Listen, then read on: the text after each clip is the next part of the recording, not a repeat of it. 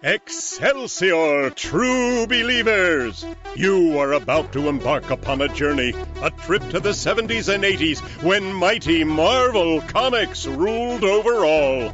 The Defenders, Doctor Strange, the Champions, Deathlock, the Submariner, the Incredible Hulk, Killraven, the Son of Satan, the Macabre Man-Thing, and all your other Bronze Age favorites every week appearing on Defenders Dialogue. Now here are your guides, Christopher Golden and Brian Keene.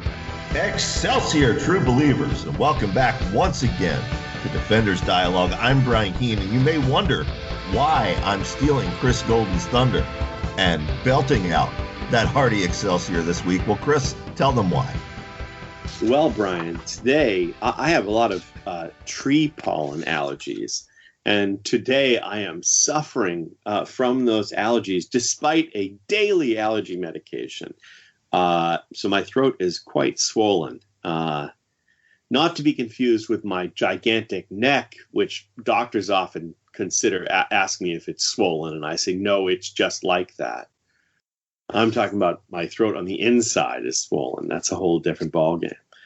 And yet you're here. You're that dedicated to Marvel. I am that dedicated, but also it's just a love. If anything's going to heal me today, it's going to be Marvel Team Up #1 featuring Spider-Man and the Human Torch. That's right. Well, and the good news is we're only covering this single issue today, folks. That is so next week we can cover issue 2 of Marvel Team Up and issue 2 of Marvel 2-in-1. So yeah, it'll be a short show. You won't have to talk much. Before we get into it, though, I want to give a shout out to my buddy actor Jonathan Hex.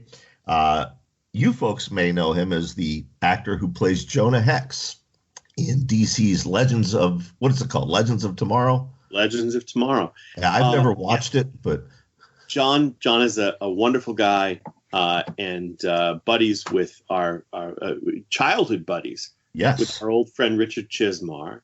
Yep.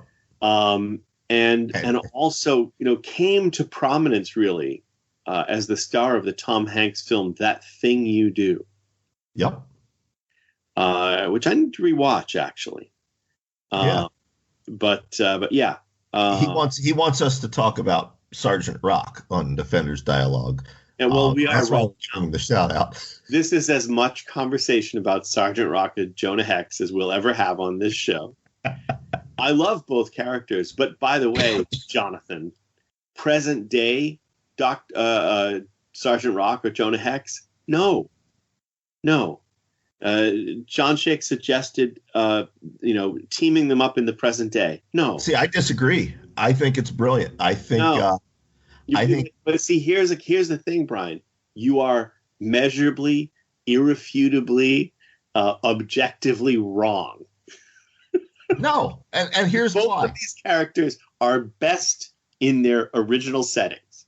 But here's why it would work. Okay, Jonah Hex, a Civil War era American man. Sergeant Rock, the billboard for a version of masculinity, a machoism that with each passing decade, just today we call it toxic, I guess. I'm using air quotes. You have an opportunity here to bring these two characters who at their core are good men, but by today's standards would be problematic to today and comment not only on the eras they're from, but the era that we're in now. I think in the right hands, and it would have to be played as more comedic than the DC films are, but I think it could really be something special. No, stop. I'm interrupting you. You should just move to Hollywood and become a studio executive, because that is some studio executive bullshit right there. No, I disagree. No, playing it comedic is the biggest mistake you could possibly make. If you're going to move those characters, and look what John Shake has done, goddammit, to this show. Anyway. God damn. Anyway, no, you are wrong, because playing it comedic is the the weak exit from that idea. If you're going to do that story, you should play it completely straight. Which is what I was about to say. I would want to see what it is like. If you're going to move those guys into the modern day, what is the usefulness of that? What is the story usefulness of that? Not like, nudge, nudge, wink, wink. Ain't it funny that these guys have old-fashioned ideas? You're wrong. No. Okay, well then my other pitch is for a Sergeant Rock movie is Saving Private Ryan meets The Evil Dead, Army of Darkness. I'm down. And I'm just going to say this, and then we're going to move on to Marvel Team Up number 1. The best Jonah Hex story was when they fast forwarded him to a post-apocalyptic nuclear Earth. No. Do you remember that? No. Oh yeah, it was called Hex. No, I read it. Oh, I thought you said, did I agree with that? And I said, no. I did you read it? Yeah, and I liked it. But to me, again, that's like saying let's do the Outlaw Josie Wales in space. You're taking the whole meaning of the story of the Outlaw Josie Wales out of the story. I would watch the Outlaw Josie Wales in space. Just as I will go to my grave arguing that Jason X, in which Jason went to space, is the best film in the franchise. I confess I've never seen Jason X. Jason X is delightful. I as a creator, I love it because the writers truly tried to do something different with this old played out formula of Jason killing off surplus teenagers in the woods, and they just went balls out. I'm down. I think I should watch that. Daniel and I are going to have to watch that this week. I think you should. Jason, it's got to be better than your idea of Jonah Hex and Sergeant Rock in a modern day buddy comedy. All right. Well, anyway, thank you, Jonathan. See, look, folks. For the record, Brian just surrendered. I thought your throat was swollen and you couldn't. Well, it was, but it's been energized by this topic, which is, for the record, I don't know how many episodes of this show we've done, but this is certainly the longest time we've ever spent talking about DC Comics characters. This is episode 133, Marvel Team Up, issue number 1. Stan Lee, editor, Roy Thomas, writer, and the great Ross Andrew providing arts, and it is called Have Yourself a Sandman Little Christmas.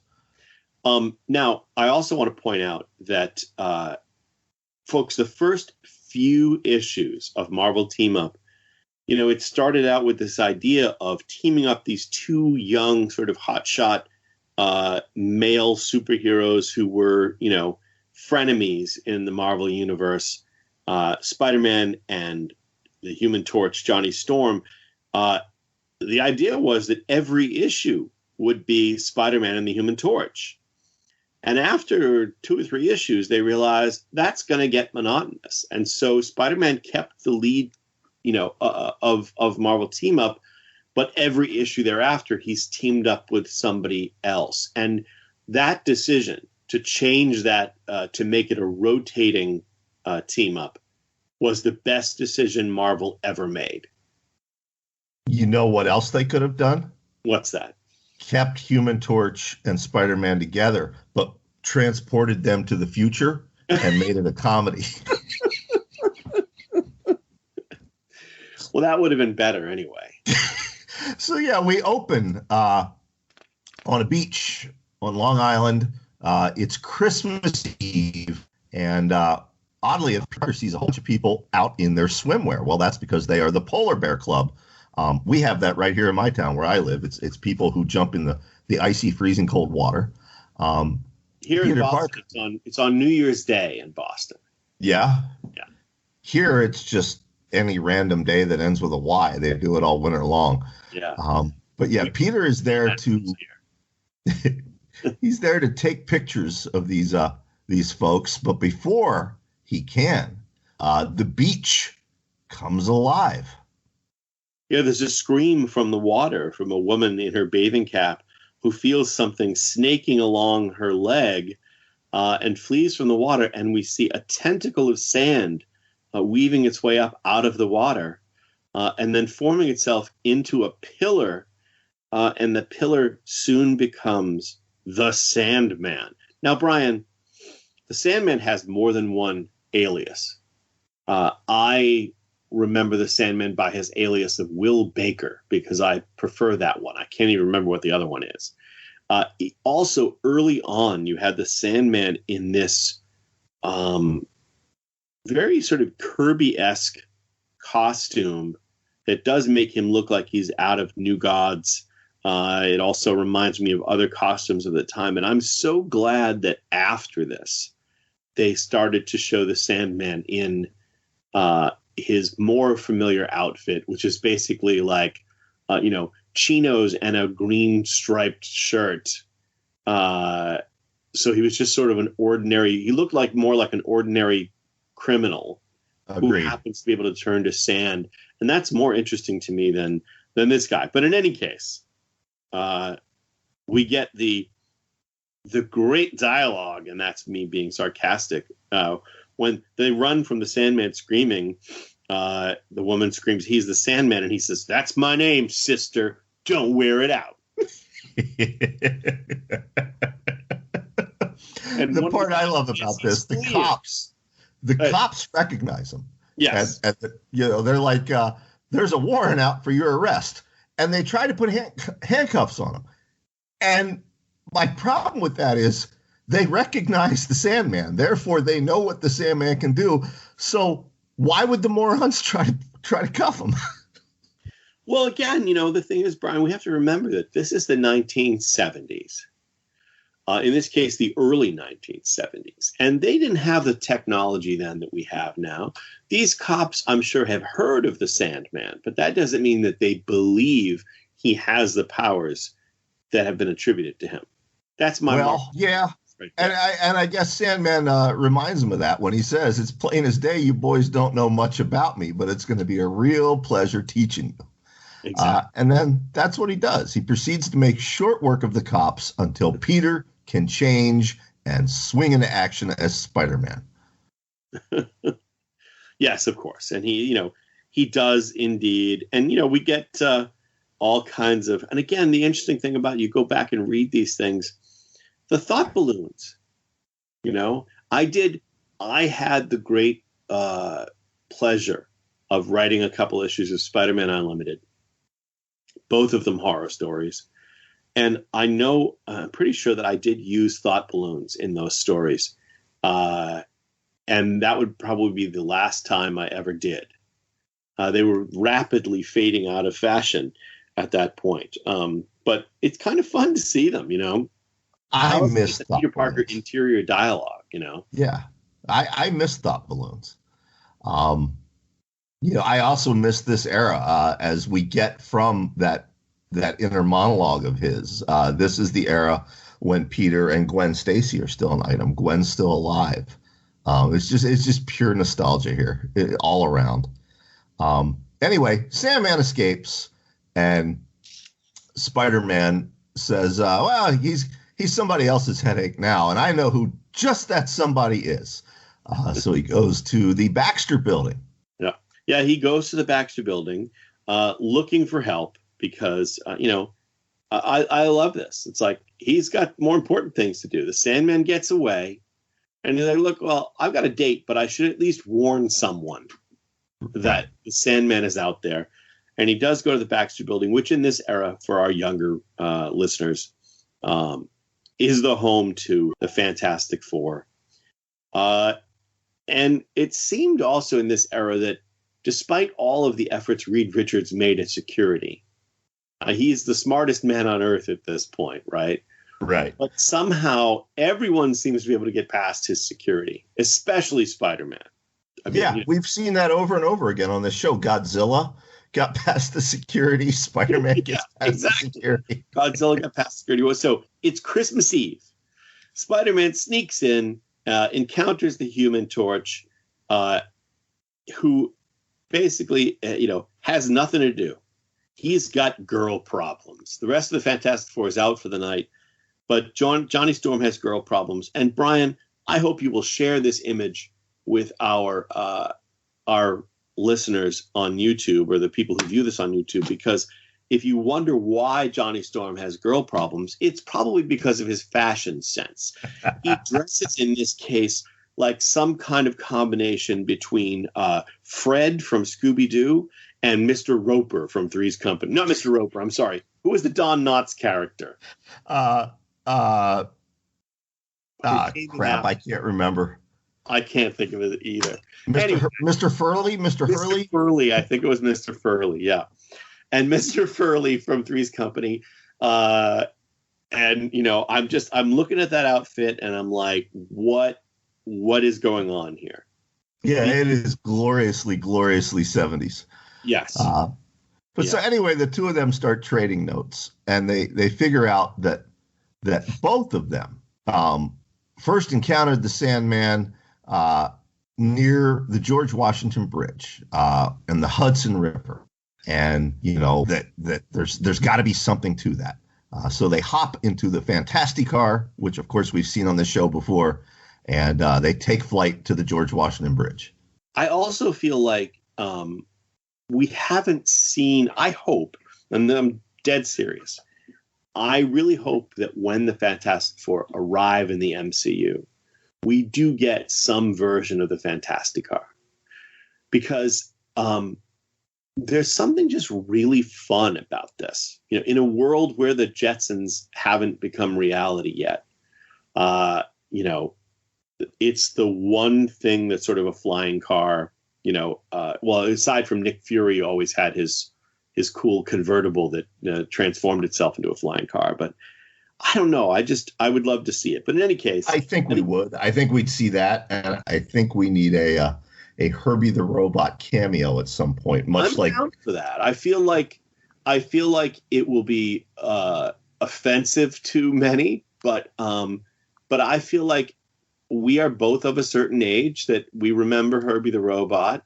He was no substitute for the Human Torch, but I think it would be fun to have him in there. I love this panel, Brian, of when they're arriving past the GW Bridge.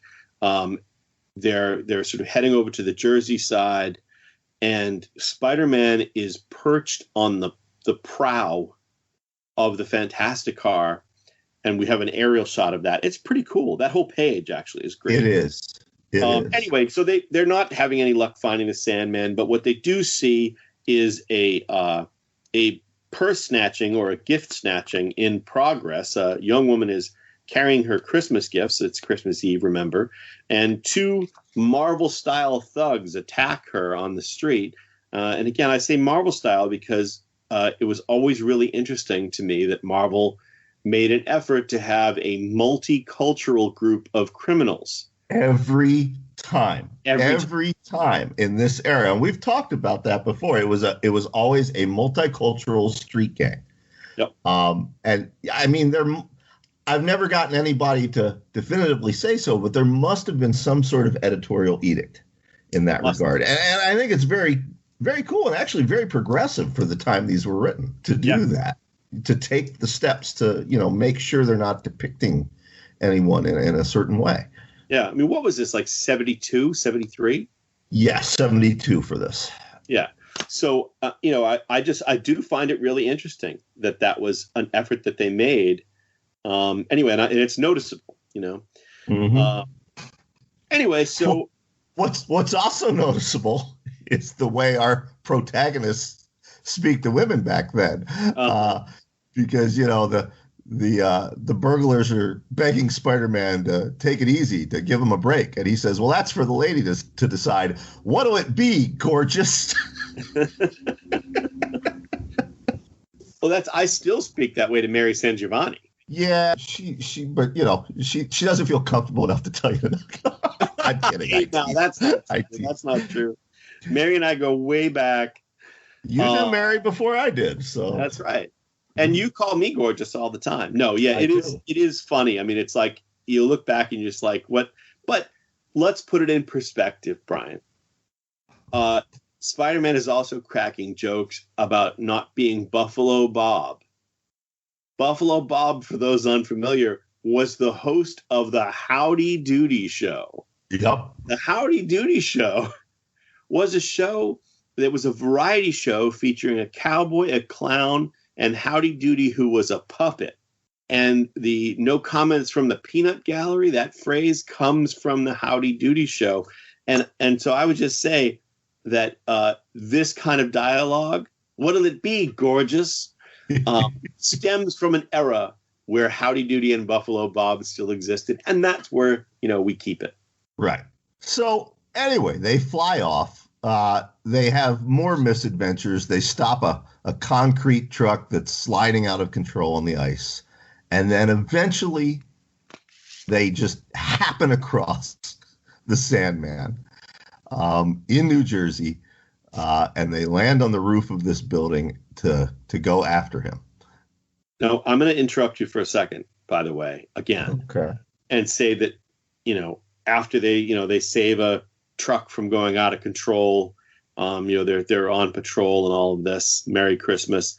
The Human Torch flames off for a moment, and we see that he's still got on his very early 70s Mr. Furley duds, because that's what they would call him, duds back then. So he likes this outfit so much that he's had Reed Richards make it out of unstable molecules that won't burn in his flame. I mean, man, he's one happening dude. Anyway, yes, as you said, they run across the Sandman. Go ahead. Yeah, they confront the Sandman, Human Torch, and Spider-Man. Ross Andrews' art is just fantastic here. Every panel is just gloriously Bronze Age. And of course, the typical fight ensues. Sandman manages to beat up Spidey. He makes a sandstorm that snuffs out the Human Torch. No, the best part of these new Sandman abilities, the Wizard, one of the Sinister Six, along with Sandman, I think, has rigged up buttons on the Sandman's belt that apparently help him. They have preset transformations of his sand. And the Sandman apparently really likes this gizmo because he says that the little buttons turn me hard faster and you can say cement block. Which sounds like a commercial for a male supplement. I just read that line and I'm like, come on, man. Even in 1972, you had to know what that line is saying. Well, we've had Scott Edelman on the show, and he says, around the bullpen, they all just would giggle over the title giant-sized man thing. They knew very well what they were putting out there on the stand. So, yeah, you have to imagine that Roy Thomas was giggling while he wrote this line. Oh, my God. But my favorite is the button that makes Sandman paper thin. And the way Ross Andrew draws this, it's interesting. They don't color it. They don't ink it. It's just this line sketch against a wall. And I'm gonna put that up for those of you listening to this on YouTube or watching this on YouTube. I'm gonna put that panel up specifically because we don't comment enough on this show, I think, about some of the art tricks, some of the things they do, and it really stands out to me. It's a neat trick what he does there with that. Yeah. But eventually he beats them both, and then he ties them up and throws them into the water. He wishes them a Merry Christmas as he leaves them to die. Yes, as he leaves them to die. However, as he's basically sinking them in a water silo, water tank, but he gives them a hint. We won't have to go through the whole thing. He gives them a hint and sets it up specifically, knowing they will be able to escape, essentially not wanting to kill them. So they figure out the fact that he was actually trying to delay them rather than kill them, which is kind of him. It is kind of him. They get out a little and faster than he wanted. Well, and I want to comment on that, particularly as we get into Marvel 2 and 1. Throughout the 70s and the 80s, Marvel slowly begins to transform the Sandman from a villain into, if not a good guy, then at least an anti-hero, culminating in a classic issue of Marvel 2 and 1 in which Ben Grimm and the Sandman sit in a bar and drink beers and have a conversation for an entire issue, which at the time, nothing like that had ever been done. Now Bendis does that with everything he writes. This is the start of that because, 70s Marvel, it's rare that a villain would do this. And we're going to find out here in a moment. There's even more to the Sandman. But before we do that, of course, Spider-Man, the Human Torch escape. And the way they escape is my favorite part of the issue. Spidey manages to help Torch get his head above water long enough for it to dry off so that he can aim on. And then he then spits a fire loogie at the rope. with impeccable aim. The only thing missing is the sound effect. Yeah. But with impeccable aim. Yeah. He burns the rope. They get out just in time to see the Sandman crawling through a second-story window. We don't know why he's crawling through this window. They're confused by it. And they come through the window, and he has changed into civilian clothes and is hushing them. And he says, I'll come along peaceful in a minute. And what they realize is that all he wants to do is visit his mom on Christmas Eve. That's right. And he tells him, like you said, I'll come along in a minute. And both of them stop and consider this. And they're like, okay. And then Spider-Man even says, well, you can't visit your mother without a present, and hands him a present that Peter Parker had selected for Gwen Stacy. Correct. Which is very kind of him. Lots of Christmas spirit going on here. And the Sandman says, give me 5 minutes and I'll waltz back to jail like a little lamb. So Spider-Man goes to keep an eye on things outside. Johnny Storm stays inside. And the Torch is sort of ruminating a bit until Spider-Man says, hey, it's been more than 5 minutes. And they go upstairs to check on the Sandman's mother. She has fallen asleep. She's holding on to the gift that was supposed to be Gwen's, and they see sand in the bathroom sink. The Sandman has made his escape, Brian. That's right.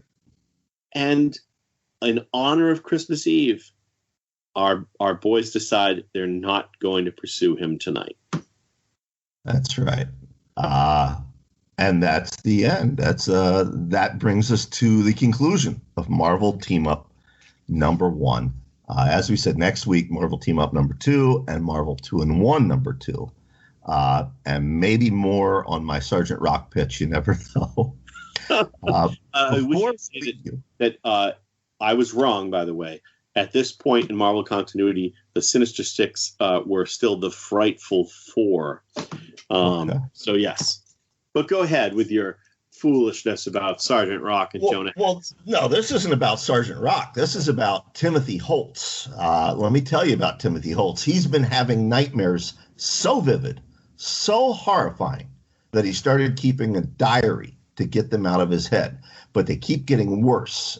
They begin to collide with the real world, and it's taking its toll on his body and his mind. Now Timothy must find the reason why this is happening before he runs out of time. If that grabs you, then you need to run over to Amazon.com and grab The Demon in the Glass by Matt Wilderson. You might also know Matt, of course, as the producer of Defenders Dialogue. And as we tell you every week, if you want to support the show, the best way to do that is to support Matt. So The Demon in the Glass by Matt Wilderson, on sale right now in paperback and for Kindle. And we thank you, Matt, for making us sound good every week when I'm all up in my Sergeant Rock feelings and Chris's throat is swollen shut. So do you have an Excelsior in you, or should I do it? Brian, Excelsior, true believers. Wow, good job. All right, brother, you go take yourself some Zyrtec, and folks, we'll see you back here next week. Defenders Dialogue. You can listen to this episode and all previous episodes for free on Spotify, Apple Podcasts, Stitcher, YouTube, Google Play Music, and wherever else podcasts are available. Defenders Dialogue is written and produced by Brian Keene and Christopher Golden. Our theme music is by Xander Harris. Our engineer is Matt Wilderson. Check out his books on Amazon.com.